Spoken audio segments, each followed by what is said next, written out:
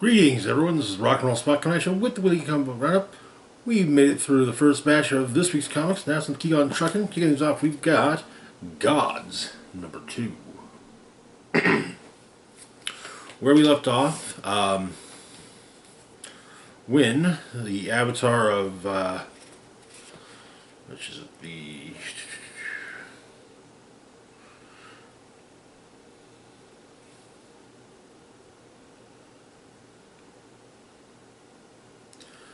powers that be, and a handful of others had presented a Babylon event, being from the proto mage Cubus Core, who was armed with the staff of the Living Tribunal. So, quick rundown of our various players. We have, of course, Wynn, the avatar of the powers that be. Dimitri, envoy of the natural order of things. We have Dr. Semar Sekil, second centaur of the natural order of things. Aiko Maki, Wynn's estranged wife. 97th centaur of the natural order of things. Also, a handful of magic users: Doctor Strange, Wong, Clea, Dr. Voodoo, and the proto-mage, Cubus Core. So, things are looking a bit grim for the natural order of things. Basically, God is not pleased. They're in something of a fragile state. Only 3 of the prime centaurs remain. Circle, Maki, and a third. Aiko professes a teeny bit of skepticism, but God does kind of, show up, speak through Dr. Circle, kind of, giving them a, yeah, I'm here.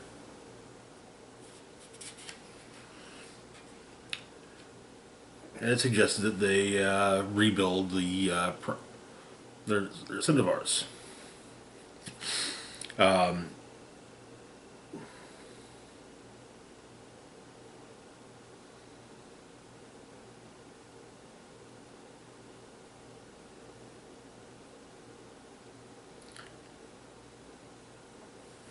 But at Sanctus Sanctorum, Doctor Strange, Clea, Dr. Voodoo, and Wynn are, as well as Wong and Dimitri, are trying to basically ensure that Cubus Core does not cause further problems. With initially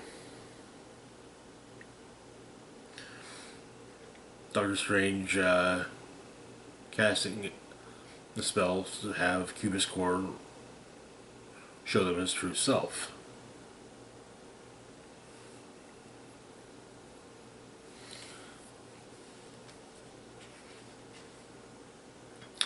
At Columbia University, a young girl is handed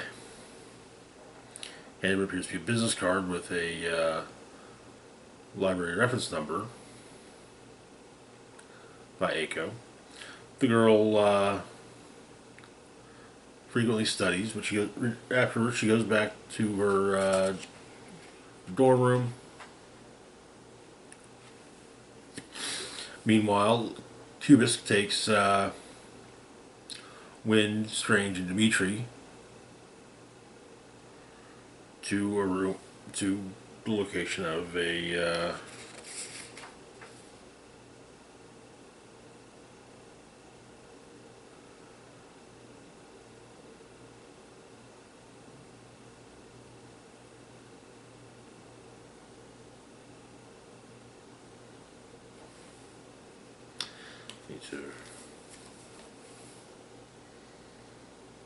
Skinner box, also called a operant conditioning chamber, created by the in-betweener. Cubist crawls into it. Meanwhile, the young girl's hanging out with her roommates. They've got to eat, but she opts to, while they opt to continue party. She goes back to the university to study, and she looks up starts to look into the library reference number.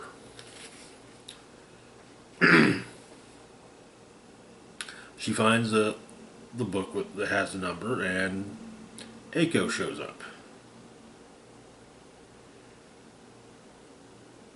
And basically, that kind of what she all that she wants is within her grasp. She simply has to take it. Aiko decides, the young girl decides to do so, and her and Aiko go to the Library of Worlds.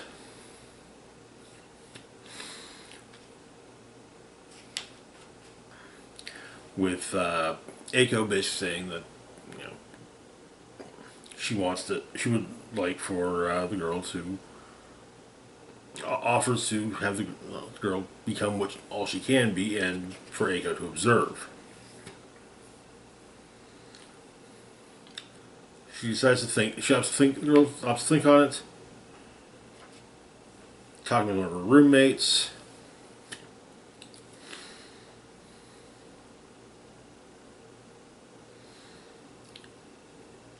And she's in. Aiko and the girl walk through a doorway, and that is where the issue ends.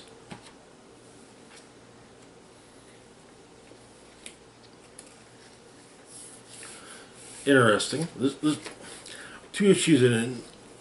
To be fair, it's a Hickman book. I'd be shocked I would be surprised if it wasn't interesting and strange and had a lot going on that I probably completely glossed over. Moving on, though, to our next book, we've got Guardians of the Galaxy number 8. Where we left off, Emperor Doric VIII of the Kree-Skrull Alliance spoke to the Galactic Council, basically say, hey, leave Groot Space alone.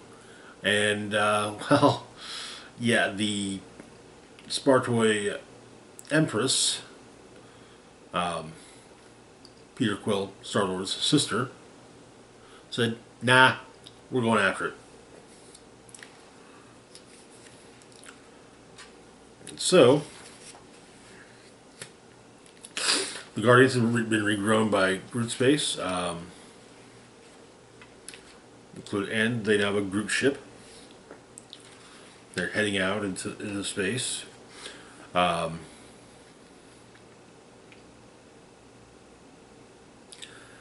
they head to their mission briefing, apparently turns out that Gamora is 29 days sober. Nebula's proud of her, and Gamora's proud of herself too.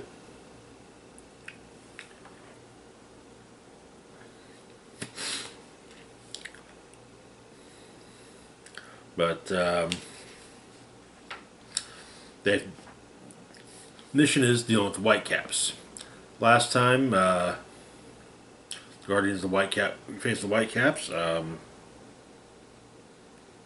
It was the Guardians' last stand. This time, they're going to make it the Whitecaps' last stand. So, Guardians arrive at the Whitecaps' base. Hack, slash, and shoot their way through the Whitecaps. And Nebula, basically using her cybernetic parts, manages to hack into the data core of one of the Whitecaps, and they learn that the Whitecaps were created by the Gardener, as were the Groot worlds. But there was a problem, because the Gardener realized that you know, the Groot worlds weren't pollinating, or rather, and so it became the one would be active, then at a certain point, you have Groot fall from from the active world, and it basically start a new garden on another world, on another one of the Groot worlds, and just continue, in a cycle.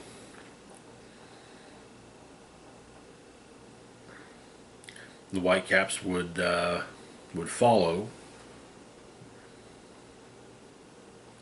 to ensure that this happened. And Granapy is within the Whitecaps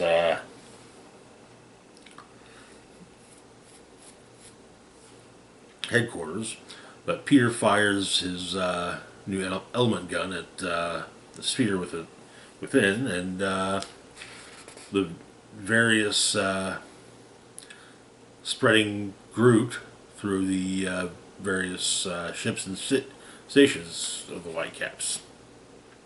The basic idea is that the manifold territories were thought to be empty, but they were never empty. It was they were just inactive. They were waiting, basically. But Mantis picks up a transmission from Hulkling, explaining that the Spartaks are the Spartoi are coming for Groot space.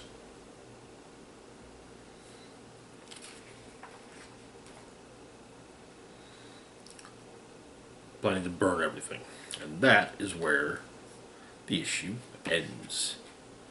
Things are getting interesting, and the issue also does give confirmation that the Guardians who had members of the Guardians who had died dealing with Grootfall before the start of the series will be returning as well, the same way that the Guardians themselves did. Moving on, though, to our next book, we've got Thanos, The Return of the Mad Titan, #1. Y'all know Thanos. He likes gemstones. He likes big golden gloves. But usually he likes to wear one glove. Kind of got that Michael Jackson thing going. And it works. It works for him, Obsessed with death. The cosmic being, as well as the concept. But yeah, so story was in Fresno, California. A young girl working at a pharmacy is just kind of going through life. She's largely reflecting on a reality show she was watching. One of those one of those shows like The Bachelor, The Bachelorette. Apparently the show in question is called The Love of Your Life. But this one guy told the story. So the girl that the contestants are trying for, basically some of her friends are like, will talk to the guys and say, hey, here's what, she likes you, but, and, one of them is told, she wants to see you more vulnerable. And so, the guy tells a story about how he,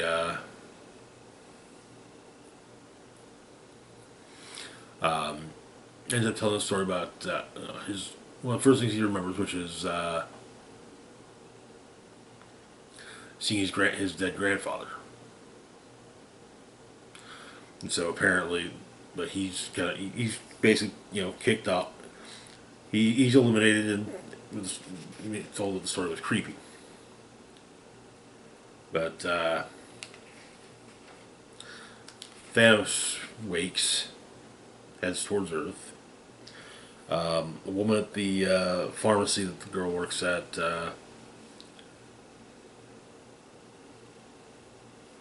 sees her and thinks that it's her dead daughter returned. As Thanos' armada arrives over Earth and fires a blast of energy at Fresno.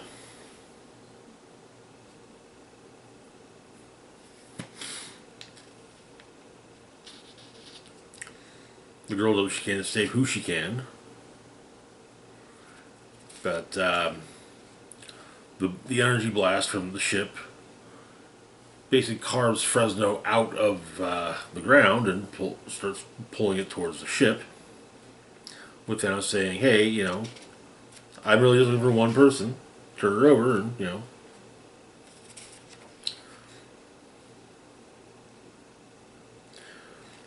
turn her over, or I'm going to start looking for her and killing everyone that I find before her."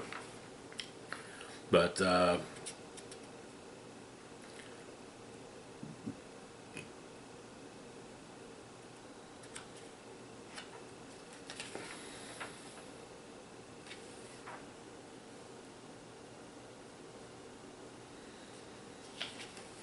in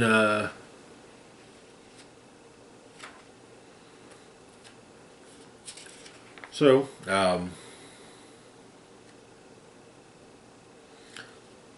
the girl, her name's Roberta Marshall, comes to in the pharmacy, and there's a quintet of heroes in front of her: Iron Man, Emma Frost, Mr. Fantastic, Doctor Strange, and Blue Marvel.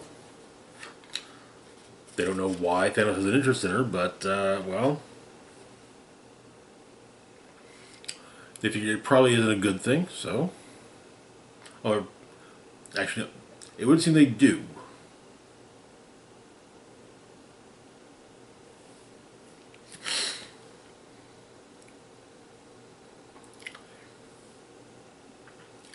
But, as Thanos begins blasting Fresno randomly, Iron Man states that there's really only one plan when it comes to dealing with Thanos: survive. And that is where the issue ends. An interesting start. It's always fun seeing Thanos back. I'm curious to see why this, young woman is so important to her. I'm guessing somehow she is a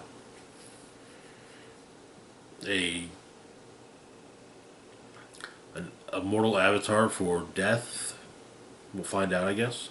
Moving on, though, to our next book, we have Punisher, #1. New Punisher book, new Punisher. So Frank Castle is in another realm currently, trying to be better, having basically been told that by his resurrected wife that she's disgusted with the fact that he had a decades-long crusade against crime as a result of her death. So there's been an explosion in the house. There are bodies. Investigation of the crime scene reveals a bomb that in one room in the vents that didn't go off. At the Black Dragon Tavern, which is basically run by the Inner Demons gang, which, if I remember correctly, is Mr. Negative's people. A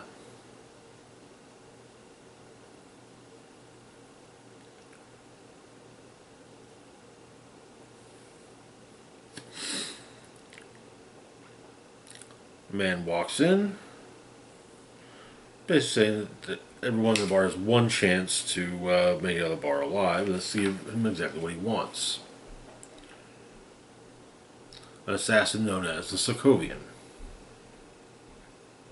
Sokovian, of course, is paid for the protection of the Inner Demon of the Black Dragon Tavern, and so man reveals to be a Punisher and starts blasting his way through. When he gets in has to get in close, well, he makes do. However, the Sokovian escapes.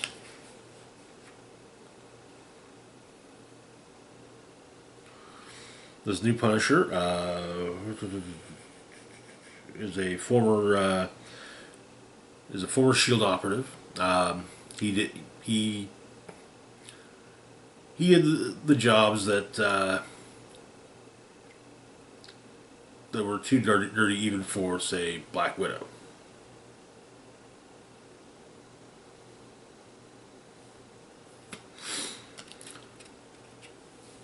And him and his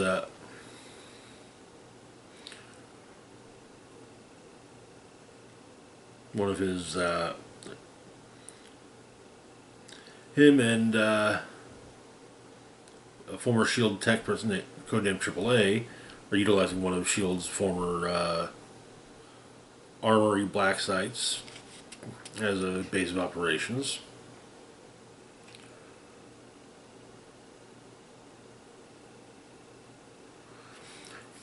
A news report comes up about his recent attack at the Black Dragon Tavern, with a question being raised: is Frank Castle back? After all, the person who attacked the bar was wearing a skull on his chest. Concerning the recent murder, a man named Joe Garrison, the patriarch of the family in question, his remains are not accounted for. Joe being, well, our former SHIELD agent. But he arms up, and it turns out that AAA preloaded all of his weapons with tracer rounds that can be, so that they can track people, those who get away with, even if, say, bullet hits a briefcase. And yeah, the Sokovia's briefcase got hit. And so they have a location. He's opting to sell a scientist and his henchman a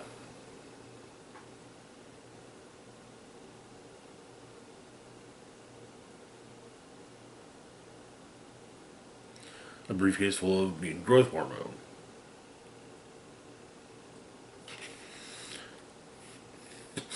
But his house was blown up with his family inside as Garrison was returning home.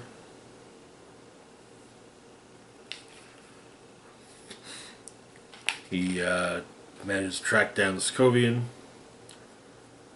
or, well, thinks he's managed to. No. He's just made it to where the deal is taking place. Starts taking down the buyer's henchman, and we learn the identity of the buyer, Dr. Zabo. Yeah, Sokovia just sold a whole bunch of MGH to Mr. Hyde. So Garrison takes care of Mr. Hyde, at least seeming to subdue him, in part by forcing him to ingest a large amount of MGH, which caused an overdose. Joe gets onto the train platform, and on the opposite platform is the Sokovian. He's holding a knife on a girl. Train's coming though, so, and Garrison knows he can't make it. He can't make the jump, but he watches the train passes. And pulls off a 1 in a million shot, shooting the Sokovian in the head as the cars pass. Sokovian's hostage escapes, and Joe tells AAA that he's going to get back to work. That is where the issue ends. Interesting start.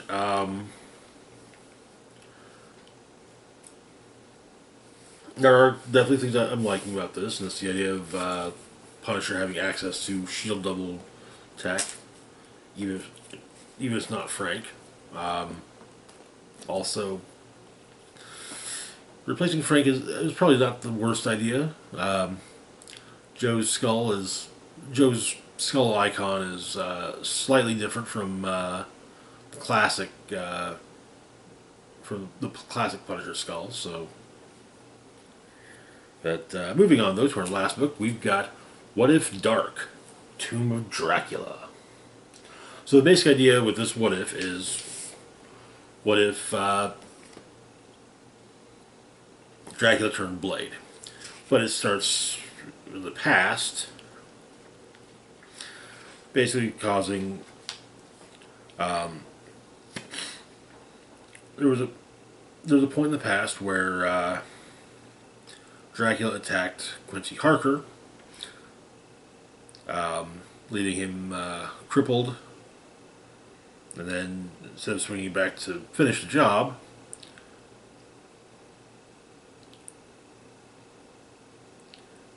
he leaves, goes after a woman on the street, but an old doctor stops him and is nearly trained. Dr. Frost. Frost gets a call. Apparently, a woman named Vanessa is in labor, and he feeds off her. Baby, as well as some of the girls with her, and but her baby is still born. Eric Brooks, who begins working with Quincy Harker, Rachel Van Helsing, and Frank Drake,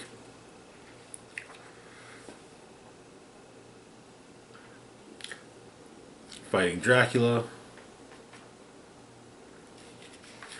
and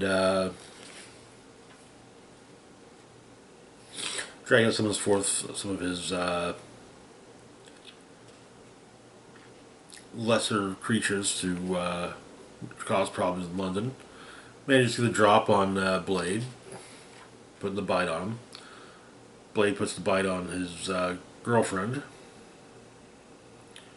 And Dracula claims to not be afraid of Blade, but though Blade points out, it does kind of look like Dracula's running. Blade turns into a bat and follows. Later, he goes to talk to Harker, Van Helsing, and Drake during the daytime. And like, hey, this is trying to make this look as less of a trap as little of a trap as possible. But he's still kind of the human side of Blade is still somewhat in control. But the attack on basically Dracula means to take over the world of vampires, but Blade's been killing off the vampires. He's what he used to do so. Blade and Dracula have their big final battle, and Blade wins, makes the call, basically blow up the castle. And it gets leveled, and Drake, Van Helsing, and Harker mourn Eric, and that's that. An interesting what if. Probably of all the what if darks, this is probably the one that's the least dark, at least ending wise. It doesn't have one of those. Oh yeah, everything went to because this went to shit. Everything else went to shit too. But more of a this went to shit, and well, it led to the destruction of Dracula.